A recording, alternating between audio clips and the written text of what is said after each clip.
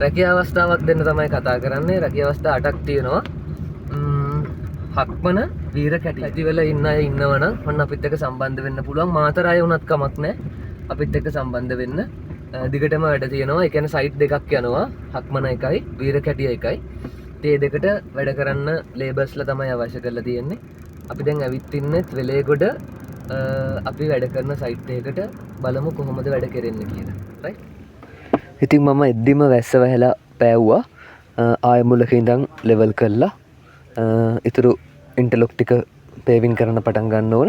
ඉතින් ඒ ටික බලලා යන්නත් එක තමයි ආවේ. ඔයාලට පෙන්වන්න ඕන අපි මොන වගේද වැඩ කරන්නේ කොහොමද වැඩ කරන්නේ කියන එක.